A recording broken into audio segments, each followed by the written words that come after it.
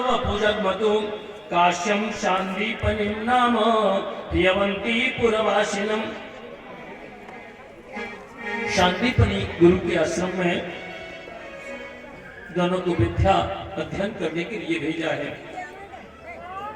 और वहां 64 दिन मेरे गोविंद रहे और 64 दिन में समस्त विद्याओं का उन्होंने अध्ययन कर लिया है। शरहर्षम धनुर्वेदम धर्मान न्याय पतान सदा तथा चान्वी चिकिम विद्या राजनीतिम च षड्विद्याम। समस्त विद्याओं का 64 विद्याएं जो होती हैं उन 64 विद्याओं का गोविंद ने 64 दिन में अध्ययन कर लिया है। मेरा प्रभु क्या अध्ययन करेंगे जो स्वयं ही विद्या है। भगवान राम के जब विद्या अध्ययन करने गए थे तो उनके पास समस्त विद्याएं चल करके आई थी, ऐसे ही गोविंद के पास 64 दिनों में समस्त विद्याएं चल करके आ गई।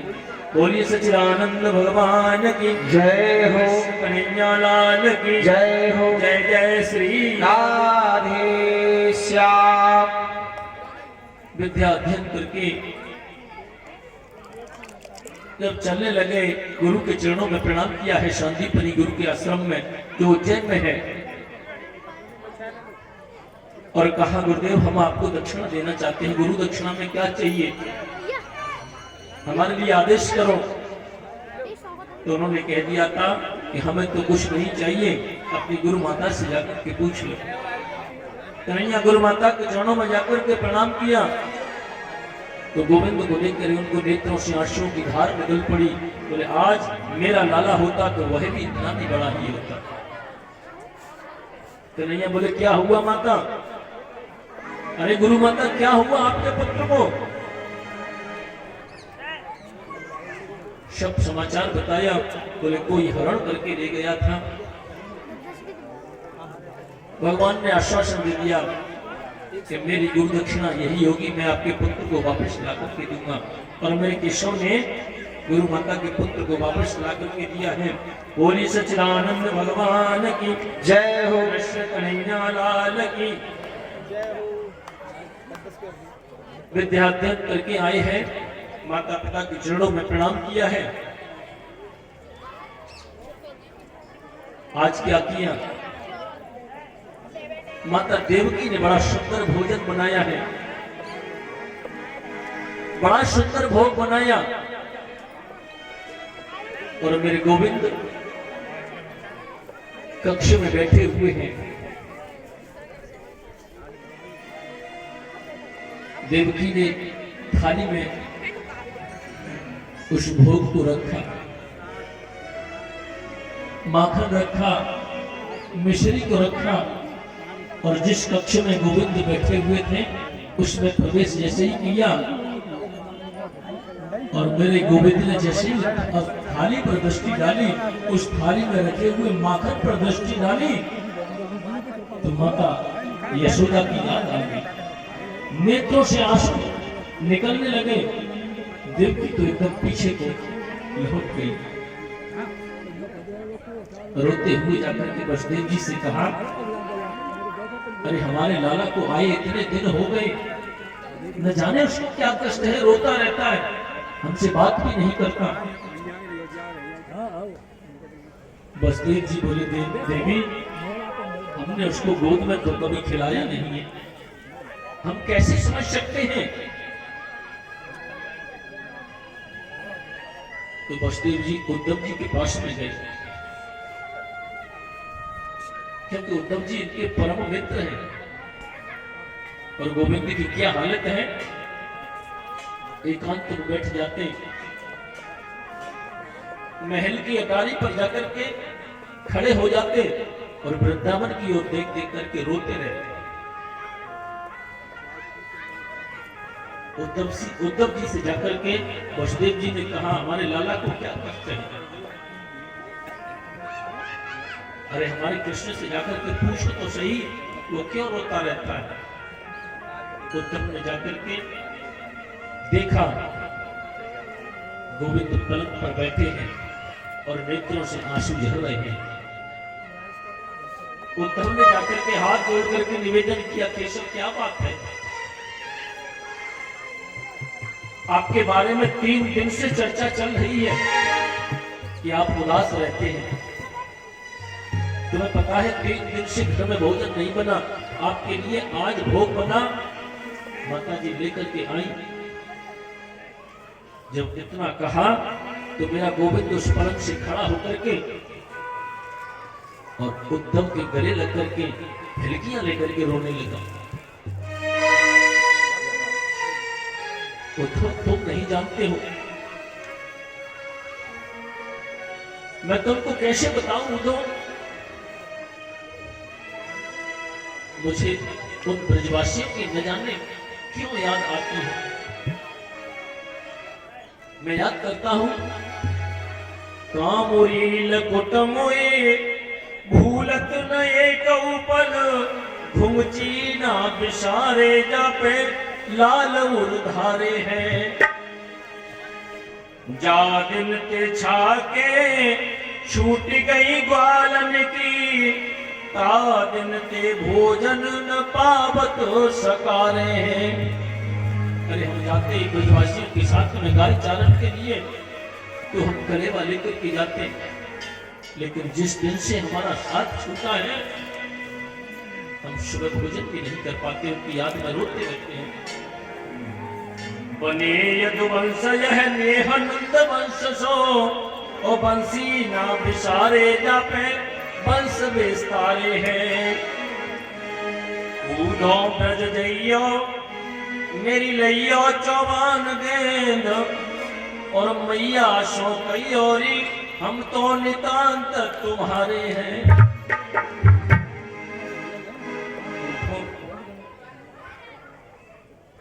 तुम्हें क्या पता मैंने मैया से कितना झूठ बोला।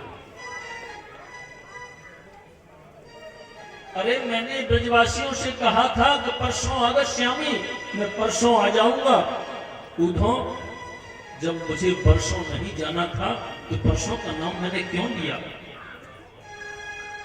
तुम्हें पता है जब मैं रथ में बैठ करके आ रहा था तो मेरी वह बूढ़ी मैया यशोदा दौड़ती हुई रोती हुई मेरे रथ के पीछे दौड़ती हुई आई और मैंने कह दिया मैया परसों आगस्यामी, परसों आ जाऊंगा। मुझे उन ब्रजवासियों की बहुत याद आती है। उद्धव ने कहा कि सब क्या ये मथुरा तुम्हें अच्छी नहीं लगती? अरे यहां तुम्हें कोई कष्ट हो तो मुझे बताओ। गले लग करके कहने लगे, रोते हुए कन्हैया कहते हैं, यह मथुरा कंचन की नगरी, मणिमुक्ता जहि माही। ऐसी बात नहीं है उद्धव, ये तुम्हारी मथुरा तो ऐसे प्रतीत होती है जैसे कंचन की नगरी है। यह मथुरा कंचन की नगरी, मणिमुक्ता जहि माही। पर जब ही सुरत आवती बा सुख की, जिय उमगति सुख नाही। पर मेरे ब्रजवासियों जैसा सुख, मेरे ब्रजवासियों जैसा आनंद कौन दे सकता है?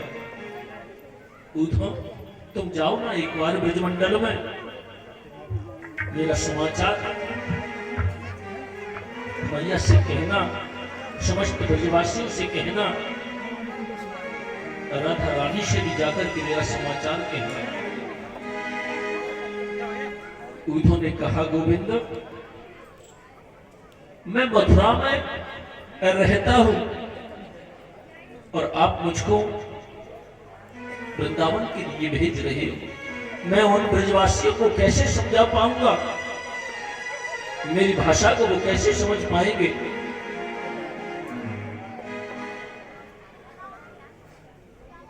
कन्हैया ने बहुत कहा, नहीं समझाने की कोशिश करना, उन्हें बताना कि कृष्ण उनकी याद में रोता रहता है। उद्धव को बड़ा अभिमान है ज्ञान का। जब अधिक कहा तो उन्होंने हाथ जोड़ करके कहा, केशव आप कहते हो तो मैं इतना कर सकता हूं, आपके कहने से मैं वृंदावन के लिए जाता हूं और मैं बहुत जल्दी ही वहां से वापस आ जाऊंगा।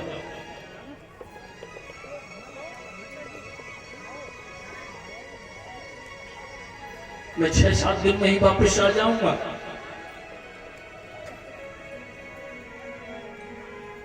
बोले ठीक है, ये तो समय बताएगा तुम्हें कितना समय वहां लगेगा।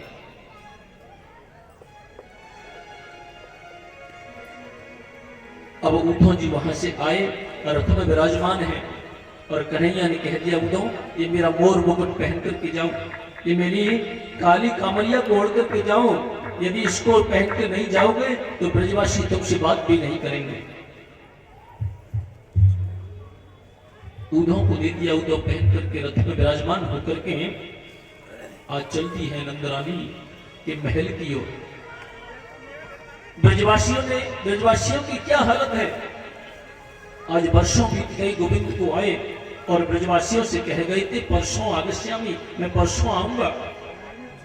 उसी दिन से ब्रजवासी उस रास्ते पर बैठ जाते हैं और कृष्ण के आने का इंतजार करते हैं। आज लाला आएगा और नहीं आते, शाम हो जाती देखते देखते, और शाम को जाकर के नंदरानी के महलों के दरवाजे पर जाकर के कहते, मैया आज भी ना आयो। ऐसे नित्य प्रति उनका यही करना है। रोज की तरह ऐसे बैठे हुए थे, सामने से रथ आता हुआ दिखाई दिया उद्धव का। दौड़ पड़ी सब, अरे हमारा कान्हा आ गया, कन्हैया आ गया, लाला आ गया। तो जब इतना कहा है तो सब ब्रजवासी दौड़ रहे हैं। रथ के पास में जा रहे हैं और जो कृष्ण का सबसे छोटा सखा था मधुमंगल, वो एक झाड़ी में छुप करके बैठ गए। दूसरे सखाओं ने कहा, लाला अरे कन्हैया आए गए हो, दर्शन करने ना जा रहे का, लाला से नहीं मिले को। मधुमंगल बोले तुम ही चले जाओ, वो ना जाना।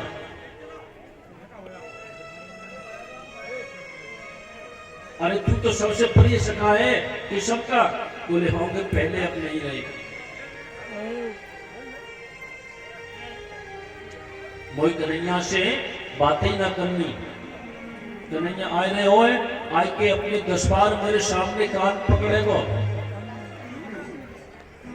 और मुझसे कहेगो, लाला अब मैं कबू ना जाऊंगा तभी मिलेगो, नहीं कोई कन्हैया से बातें ही ना करनी। बोली सच्चिदानंद भगवान की जय हो।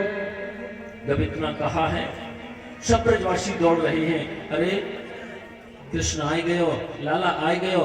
तो वो झाड़ियों में छुपा हुआ मधुमंगल कृष्ण का परम छोटा सखा और सबसे आगे दौड़ करके जा रहा। ब्रजवासी बोले, लाला तू तो ये कह रहे हो कि मैं तो कन्हैया के रूठ गए हो। बोलो रूठ में बाद में लेगो, पहले मैं अपने गोविंद से मिल तो लो। जय हो।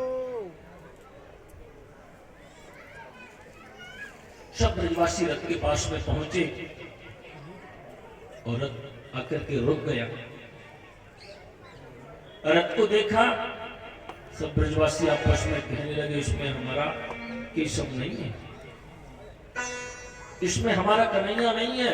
यदि हमारा केशव होता, हमारा कृष्ण होता तो अब तक तो रथ से कूद पड़ा होता। पर्दा हटा करके देखा तो रथ में तो कोई और ही बैठा है। रथ से उद्धव जी नीचे आए और कहने लगे, मैं उद्धव मथुरा से आया हूं, कृष्ण ने भेजा है आपसे मिलने के लिए। ब्रजवासी बोले, बहारे कन्हैया वर्षों बाद याद भी आई तो मित्र को भेज दिया, स्वयं नहीं आया। उद्धव जी कहने लगे, मुझे गोपियों से मिलना है, राधा रानी से मिलना है, मुझे नंदरानी के महल का रास्ता बताओ। ब्रजवासी बोले, उद्धव जी जिस दिन से कन्हैया गोकुल को छोड़ करके गया है, उस दिन से नंदरानी के महल का कोई रास्ता पूछता ही नहीं।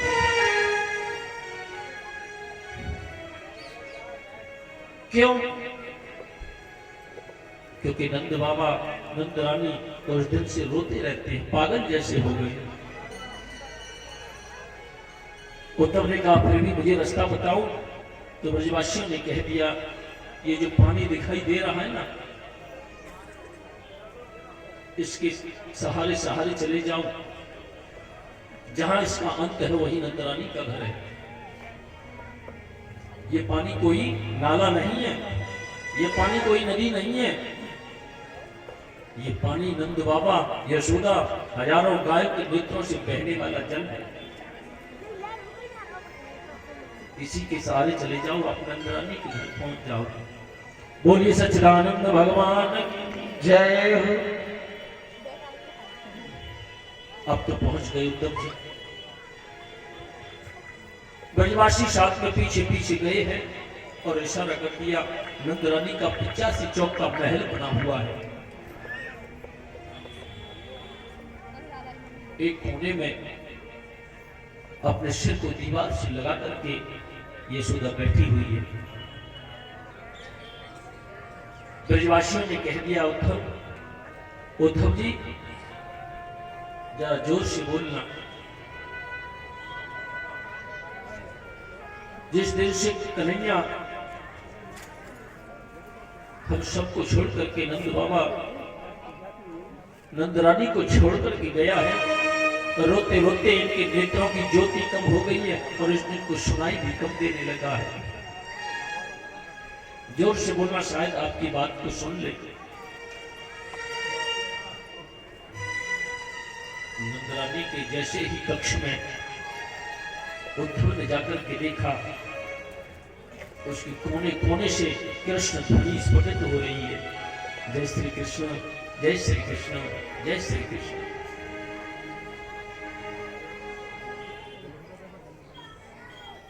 कोने कोने से कृष्ण ध्वनि स्फुटित हो रही है। उद्धव जी ने जाकर के नंदरानी से कहा,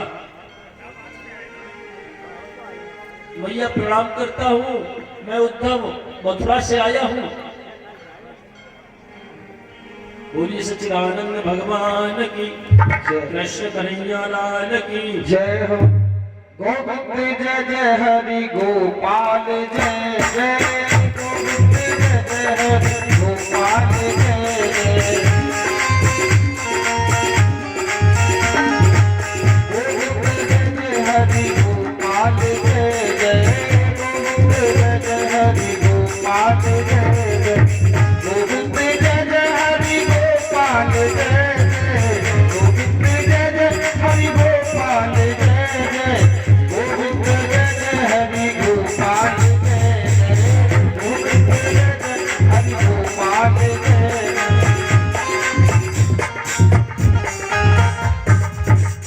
गोविंद जय जय गोपाल जय जय, गोविंद जय जय गोपाल जय जय, राधा रमण हरि गोविंद जय जय, राधा रमण हरि गोविंद जय जय।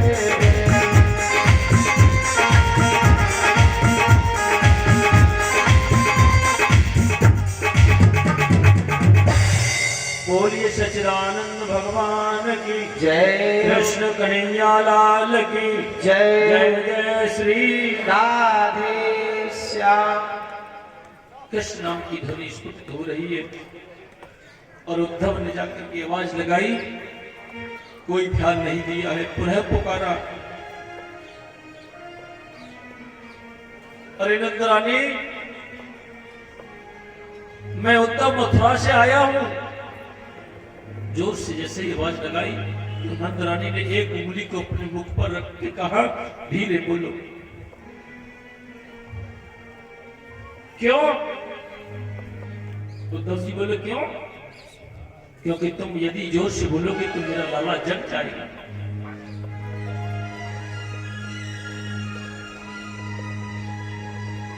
मैंने बड़ी मेहनत से उसको सुलाया है अभी, अरे जाके उदम से मैं परेशान है गई, कभी माखन मांगे, कभी चंदा मांगे, कभी बहू मांगे, परेशान है गई। कभी मेरी फरिया को पकड़ करके खींचे, जैसे तैसे मैंने सुलाया है। उद्धव बोले, भैया मैं तो मथुरा में छोड़ करके आया हूं। नंदरानी बोली, वैसे ही कहते, मेरा कन्हैया मुझको छोड़ करके कहीं जाता ही नहीं है।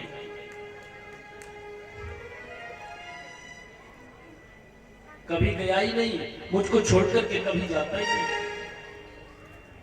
उद्धव ने हाथ जोड़ करके कहा, मैया मुझे अपने लाला के दर्शन कराओगी?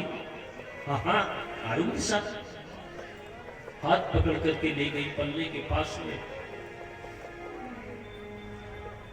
और जैसे ही पल्ले को हाथ से पकड़ा, नंदरानी ने धड़ाम से जमीन पर गिर पड़ी। रोते हुए बोली, उद्धव मैं भी कितनी पागल हूं। अरे लाला को तो गई यहां से बरसों हो गए, उसको गई यहां से बरसों हो गए, और मुझसे कह के गया था परसों आगस्यामी। लेकिन ये वही पन्ना है उद्धव जिसमें मैं अपने हाथ से अपने लाला को सुलाती थी, अपने हाथ से उसको झुलाती थी। और ये वही आंगन है जिसमें मेरा केशव नृत्य करता रहता था। ये वही है। एक दिन क्या हुआ था, मैंने अपने लाला के हाथ पर माखन और रोटी रख दी थी। खेलता हुआ आया तो माखन और रोटी उसके हाथ पर दे दी। धूरी धरे अंग शोभत श्याम जू, तैसी बनी शेर सुंदर चोटी। खेलत कात फिरे अंगना, पग पे जनी बाजत पीरी कछोटी। बाछवी को रश खान बिलोकत, भारत काम कला निधि कोटि। काग के भाग कहा कहिए, हरि हाथ सुने गयो माखन रोटी। ये वही आंगन है उद्धव जिसमें लाला को मैंने अपनी उंगली पकड़ करके चलना सिखाया था। इसी में वो रुनछुन करके नृत्य करता रहता। हाथ में मैंने जब माखन पर, रोटी पर जब माखन को रखा था, कन्हैया माखन खाता, और एक दिन कौवा उड़ता हुआ आया, उसके हाथ से माखन और रोटी भी ले गया था। ये वही आंगन है। बहुत रोई नंदरानी। उद्धव ने कहा, माता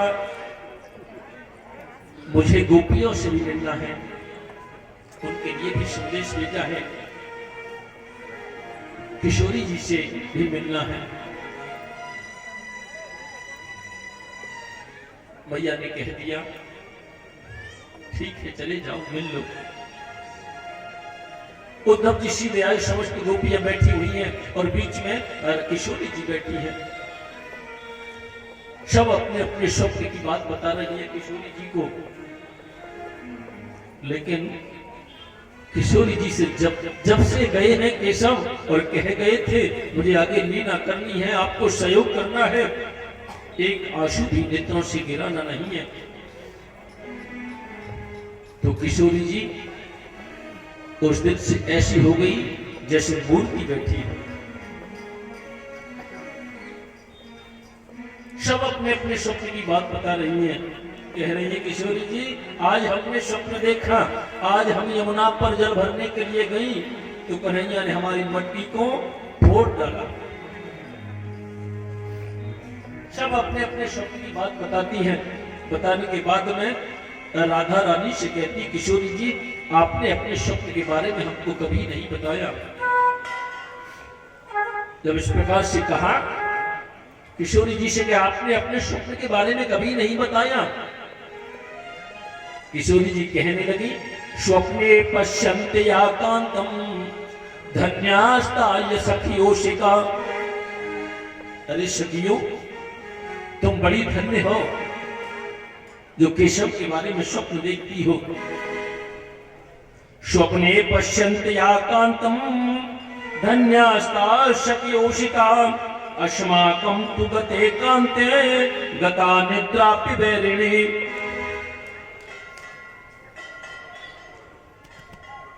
हे गोपियों, आप बड़ी भाग्यवान हो जो केशव के बारे में स्वप्न देखती हो। अरे मैं अपने स्वप्न के बारे में बताऊं तो तब मुझे नींद आए।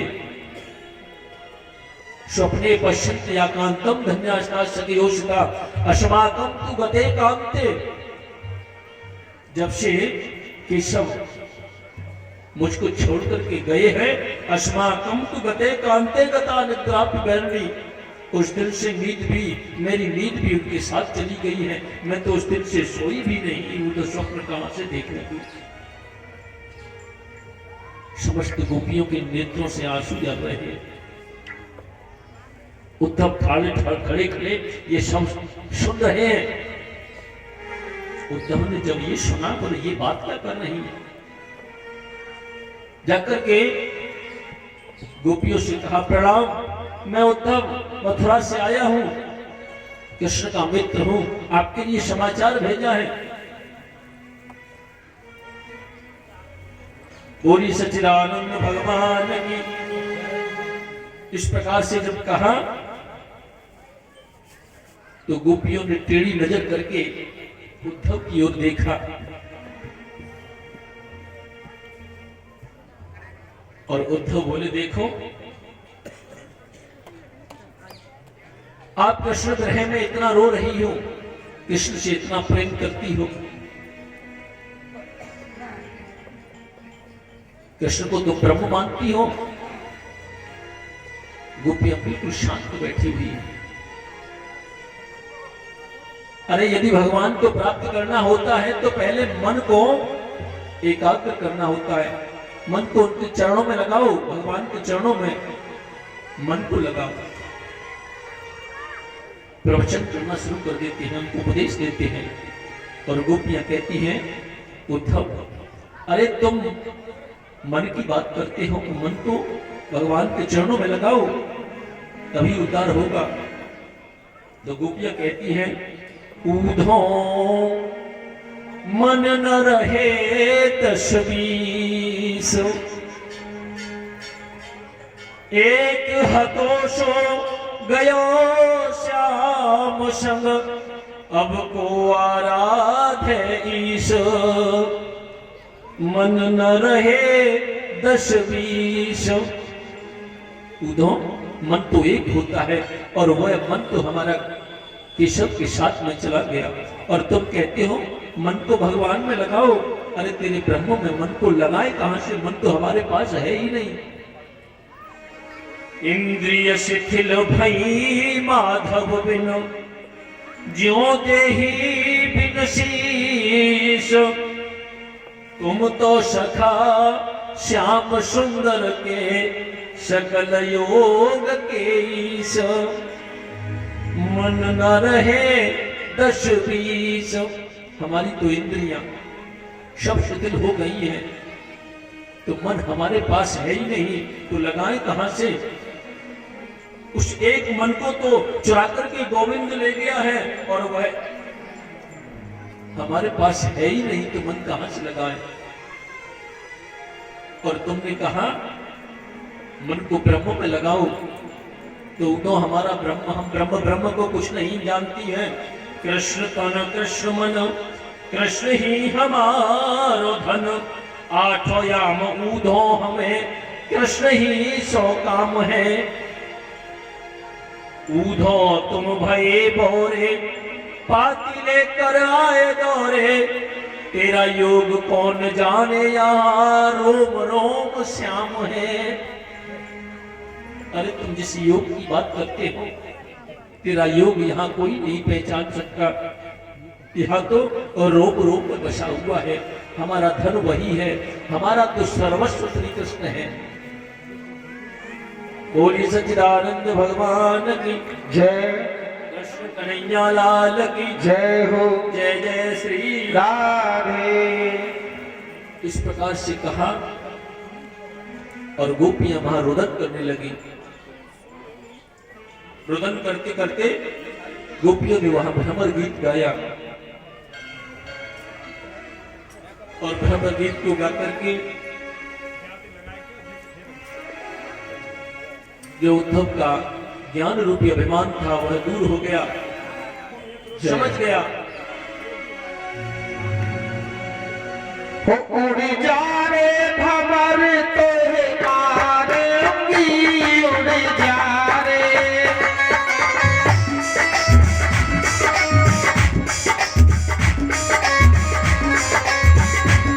उड़ जा रे भंवर तोरे मारेंगी, उड़ जा रे।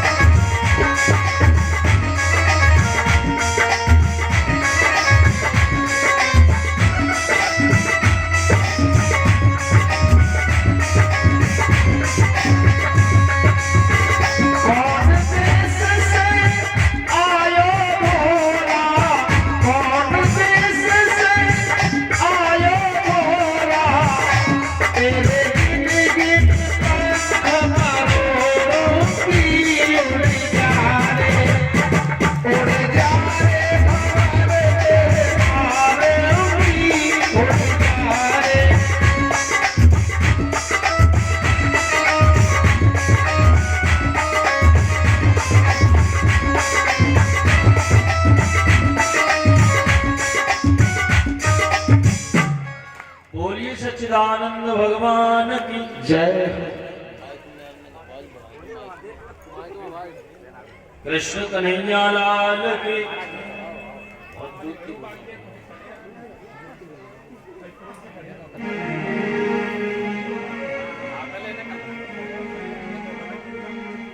प्रेम